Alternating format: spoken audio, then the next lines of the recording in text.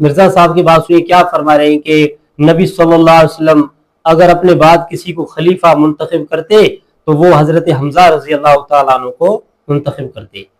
تو ذرا دیکھیے کیا فرما رہے ہیں. ایسے دینا چاہ رہے تھے کہ غزوہ احد میں وہ لوگ اس قبرستان میں دفن ہیں جنہوں نے محنتیں کی ہیں اور پھل ملنے سے پہلے ہی وہ اسی فقر کی زندگی میں دنیا سے چلے گئے. حضرت حمزہ ابن عبد المطلب نے تو اسلام کا گولڈن پیریڈ نہیں دیکھا نا, ان تو قربانیاں دی ہیں نا.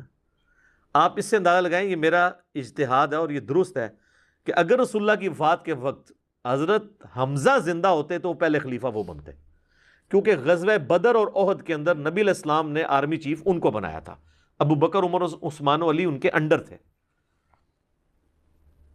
اچھا, یہ مرزا صاحب کی آپ لوگوں نے بات سنی, دیکھیے آگے کیا فرما رہے ہیں. نبی علیہ السلام اگر اپنی زندگی میں کسی کو خلیفہ نامزد کرتے تو حضرت بکر کو کر کے جاتے, کیونکہ نبی علیہ السلام بادشاہ نہیں تھے, اللہ کے پیغمبر.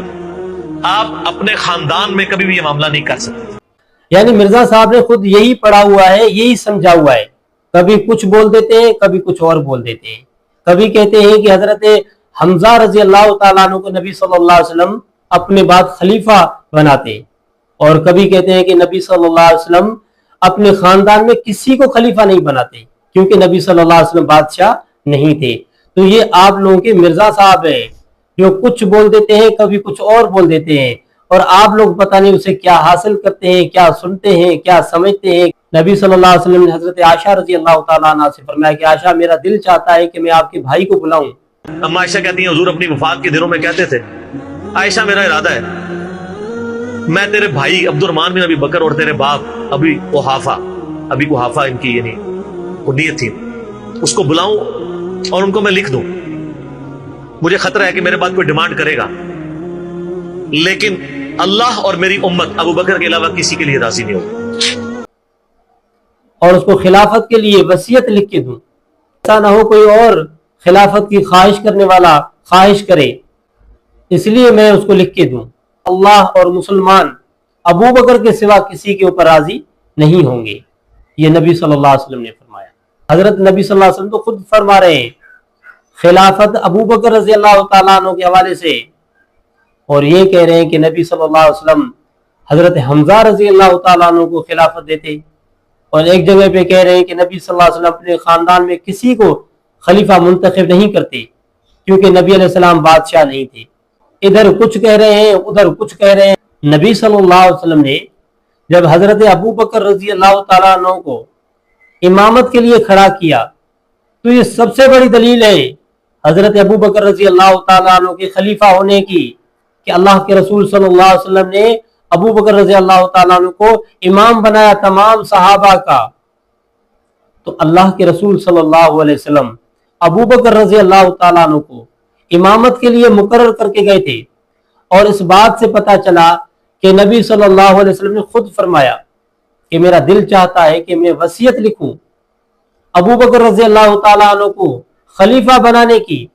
کہیں ایسا نہ ہو کہ خلافت کی کوئی خواہش پیدا کرنے والا خواہش نہ کرے. تو میرا دل یہ چاہتا ہے کہ میں ابو بکر رضی اللہ تعالیٰ عنہ کے حوالے سے وصیت لکھوں, لیکن اللہ اور مسلمان ابو بکر رضی اللہ تعالیٰ عنہ کے علاوہ کسی پر راضی نہیں ہوں گے. یہ بخاری شریف کے اندر موجود ہے. اللہ کے رسول صلی اللہ علیہ وسلم نے جب ہجرت کی تو ہجرت کی رات آپ حضرت ابو بکر رضی اللہ تعالیٰ عنہ کو اپنے ساتھ لے آئے. وہاں پر آپ کے خاندان کے اور بھی افراد تھے, کسی اور کو ساتھ نہیں لے آئے. حضرت حمزہ بھی موجود تھے, حضرت علی رضی اللہ تعالیٰ عنہ بھی موجود تھے, لیکن آپ ان میں سے کسی کو لے کے نہیں آئے سوائے حضرت ابو بکر رضی اللہ تعالیٰ عنہ کو. تو یہاں سے پتہ چلا کہ نبی صلی اللہ علیہ وسلم کے اول ساتھی حضرت ابو بکر رضی اللہ تعالیٰ عنہ ہیں, اور اس لیے نبی صلی اللہ علیہ وسلم نے ابو بکر رضی اللہ تعالیٰ عنہ کو امامت کے لیے مقرر کیا. اور یہ بہت ہی بڑی دلیل ہے بخاری شریف کے اندر کہ نبی صلی اللہ علیہ وسلم کے پاس ایک عورت آئی اور کسی کام کے حوالے سے اللہ کے رسول صلی اللہ علیہ وسلم فرمایا آپ بعد میں آ جانا. تو اس عورت نے کہا اگر میں آؤں اور آپ کو نہ پاؤں تو پھر, تو نبی صلی اللہ علیہ وسلم فرمایا آپ ابو بکر رضی اللہ تعالیٰ عنہ کے پاس چلی جانا. تو یہاں پر حضرت نبی صلی اللہ علیہ وسلم ابو بکر رضی اللہ تعالیٰ عنہ کے پاس کیوں بھیج رہے اس عورت کو, جبکہ حضرت علی رضی اللہ تعالیٰ عنہ بھی وہاں پر موجود ہوں گے. حضرت عباس رضی اللہ تعالیٰ عنہ بھی موجود ہوں گے، حضرت عبداللہ بن عباس بھی وہاں پر موجود ہوں گے، حضرت زبیر رضی اللہ تعالیٰ عنہ بھی وہاں پر موجود ہوں گے۔ اس کے باوجود اور بھی تو تھے، لیکن حضرت ابوبکر رضی اللہ تعالیٰ عنہ کا نام کیوں لیا کہ حضرت ابوبکر رضی اللہ تعالیٰ عنہ کے پاس چلی جانا؟